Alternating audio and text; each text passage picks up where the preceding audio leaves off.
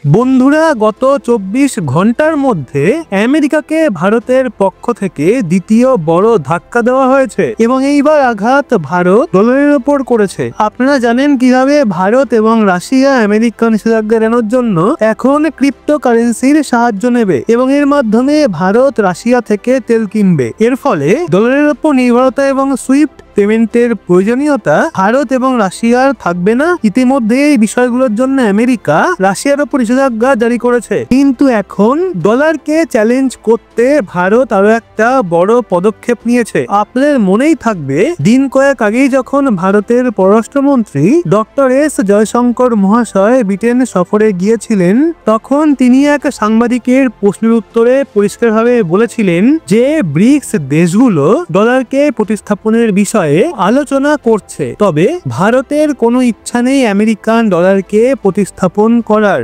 অর্থাৎ ভারত আমেরিকাকে পরিষ্কার জানিয়ে দিয়েছিল, ডলার নিয়ে ট্রাম্পের উদ্বেগ সম্পর্কে আমেরিকাকে চিন্তা করার দরকার নেই, কারণ ভারত ডলার প্রতিস্থাপন করতে যাচ্ছে না। কিন্তু এর প্রতিক্রিয়ায় আমেরিকা কি করলো?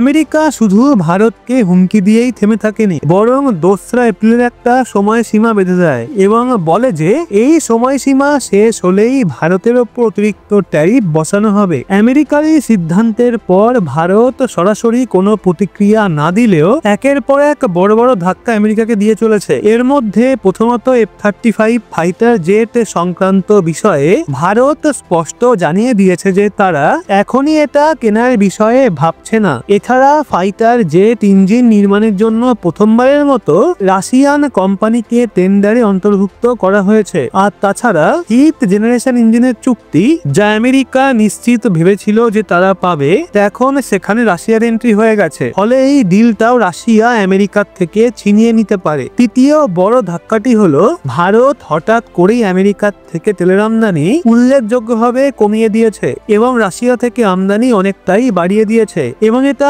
ঘটেছে ঠিক তখনই যখন আমেরিকা ভারতকে ট্যারিফ বৃদ্ধির হুমকি দিয়েছিল। এর পাশাপাশি আমেরিকা নিষেধাজ্ঞা এড়ানোর জন্য ক্রিপ্টোকারেন্সি ব্যবহারের বিষয়টাও সামনে এসছে। এখন আমেরিকার সবচেয়ে বড় উদ্বেগের কারণ ছিল ব্রিক্স দেশগুলোর ডলার প্রতিস্থাপনের ইস্যু। ডোনাল্ড ট্রাম্প ইতিমধ্যেই হুমকি দিয়েছিলেন যে ব্রিক্স দেশগুলোর ওপর 100 থেকে 150% পর্যন্ত ট্যারিফ বসানো হতে পারে। কিন্তু এখন ভারত সেই ইস্যুকে প্রকাশ্যে নিয়ে এসেছে এবং পরোক্ষভাবে আমেরিকাকে জানিয়ে দিয়েছে যে যদি আমাদের বিরুদ্ধে পদক্ষেপ নাও, তবে তার ফল ভোগ করার জন্য প্রস্তুত থাকো। ভারতের এই কঠোর মনোভাব তখনই প্রকাশ পেয়েছিল যখন ডোনাল্ড ট্রাম্প মিডিয়ার সামনে বলেছিলেন যে ভারত বিশ্বের সবচেয়ে বেশি ট্যারিফ আরোপকারী দেশ এবং ভারতকে যখন আমেরিকা ট্যারিফ হ্রাসের জন্য চাপ দিল, তখন ভারত রাজি হয়ে গেল। তবে ট্রাম্পের এই দাবির পরপরই ভারত জানিয়ে দিয়েছে যে ট্রাম্প যা বলেছেন তা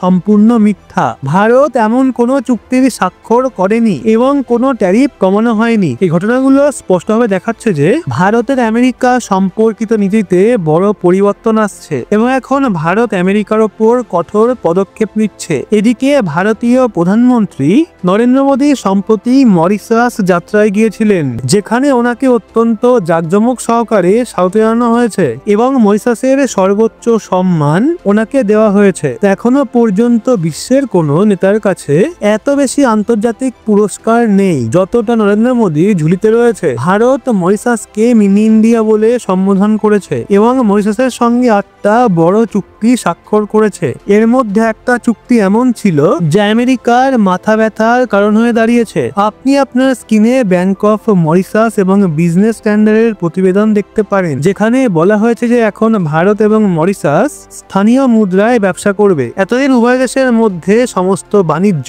ডলারে হতো, কিন্তু এখন ভারত ঘোষণা করেছে যে তারা ডলারকে প্রতিস্থাপন করতে চায় এবং স্থানীয় মুদ্রায় যারা লেনদেন করবে। ভারত ক্রমাগত তার স্থানীয় মুদ্রা ব্যবহারের প্রচার করছে, যদিও এখনো বৈশ্বিক বাণিজ্যে রুপির ব্যবহার তুলনামূলকভাবে কম। তবে ভারত ইতিমধ্যেই বিভিন্ন দেশের সঙ্গে আলোচনা শুরু করেছে যাতে স্থানীয় মুদ্রায় লেনদেন বাড়ানো যায় এবং ডলারের উপর নির্ভরতা কমানো যায়। এর থেকে পরিষ্কার বোঝা যাচ্ছে যে ব্রিক্সের মাধ্যমে সরাসরি না হলেও ভারত এখনো পরোক্ষভাবে ডলারের আধিপত্য কমানোর চেষ্টা শুরু করে দিয়েছে। তো বন্ধুরা, এই বিষয়ে আপনার কি মতামত অবশ্যই জানান কমেন্টে, এবং তথ্যটা ভালো লাগলে লাইক ঠুকে শেয়ার করুন আপনার বন্ধু বান্ধবদের। এবার চলে আসি আমরা পরবর্তী আপডেটে। শুরু থেকে নিয়ে আজ পর্যন্ত বাংলাদেশের উন্নয়নে ভারত একটা গুরুত্বপূর্ণ ভূমিকা পালন করে এসছে। বাংলাদেশকে বিভিন্ন সময়ে ভারত বহুবার রক্ষা করেছে। এবার আবারও একটা রিপোর্টে বড়সড় তথ্য প্রকাশ হয়েছে যে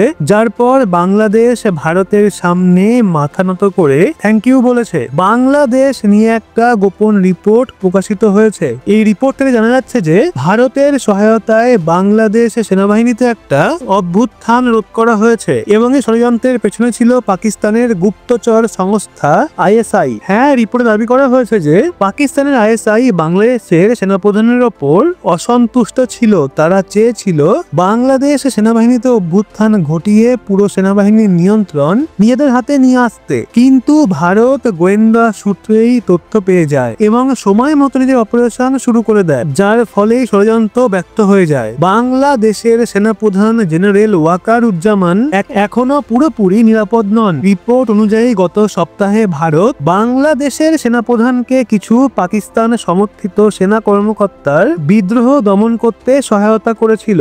একটা ম্যাগাজিনের রিপোর্ট অনুযায়ী নয়াদিল্লি শুধু সেনাপ্রধানের পদ রক্ষা করেনি, বরং উগ্রপন্থীদের সমর্থনকারী সরকার পরিচালনায় মোহাম্মদ ইউনূসের পরিকল্পনাকেও ধ্বংস করে দিয়েছে। বাংলাদেশ সেনাবাহিনীতে ব্যর্থ অভ্যুত্থানের বিষয়ে আরো বিস্তারিত তথ্য প্রকাশ হতে শুরু করেছে। গোয়েন্দা তথ্য অনুযায়ী অভ্যুত্থানের পরিকল্পনাটা আইএসআই তৈরি করেছিল। তাদের লক্ষ্য ছিল জেনারেল ওয়াকারুজ্জামানকে সরিয়ে দিয়ে বাংলাদেশ সেনাবাহিনীতে বড় পরিবর্তন আনা, যাতে পুরো সেনাবাহিনীর নিয়ন্ত্রণ পাকিস্তানের হাতে চলে যায়। তো কেন ভারত বাংলাদেশের বিরুদ্ধে হওয়ায় ষড়যন্ত্রকে ব্যর্থ করলো? তো দেখুন, রিপোর্টে বলা হয়েছে যে বাংলাদেশ সেনাবাহিনীর quarter master general lieutenant general Mohammad Faizur Rahman এই অভ্যুত্থান পরিচালনা করছিলেন। যদি এই অভ্যুত্থান সফল হতো তাহলে তাকেই নতুন সেনাপ্রধান বানানো হতো। তিনি জামাতি ইসলামী গোষ্ঠীর ঘনিষ্ঠ এবং চরম ইসলামপন্থী। তাকে পাকিস্তানের সেনাবাহিনীর ঘনিষ্ঠ ব্যক্তি হিসাবে গণ্য করা হয়। পাকিস্তানের আইএসআই এর সাথে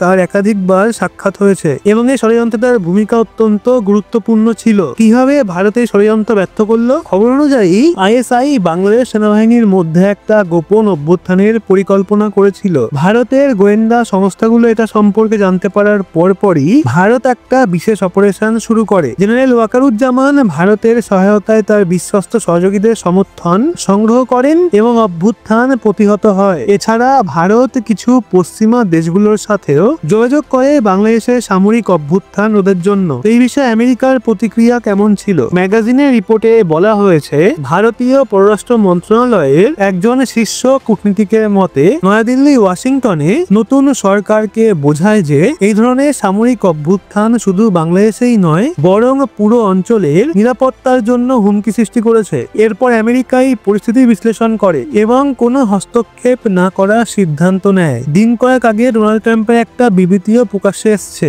যেখানে তাকে বাংলাদেশের পরিস্থিতি নিয়ে প্রশ্ন করা হলে তিনি পরিষ্কার জানিয়ে দেন ভারত নিজেই এই সমস্যার সমাধান করবে, এবং সেটা বলার পর আমেরিকা এই বিষয়ে হস্তক্ষেপ করতে অস্বীকার করে, যার ফলাফল স্বরূপ পাকিস্তান পুরোপুরি ব্যাকফুটে চলে যায় এবং বাংলাদেশে এত বড় সামরিক অভ্যুত্থান ভারত সময় থাকতেই আটকে দেয়। তো বন্ধুরা, এখন এই পুরো বিষয়টা নিয়ে আপনার কি মতামত অবশ্যই জানান কমেন্টে, এবং পারলে ইনফরমেশনটা প্রচুর পরিমাণে শেয়ার করুন আপনার বন্ধু বান্ধবদের। সেই সাথে এরকমই লেটেস্ট ইনফরমেটিভ ভিডিও পেতে সাবস্ক্রাইব করে চোখ রাখুন রহস্য বাংলার পর্দায়।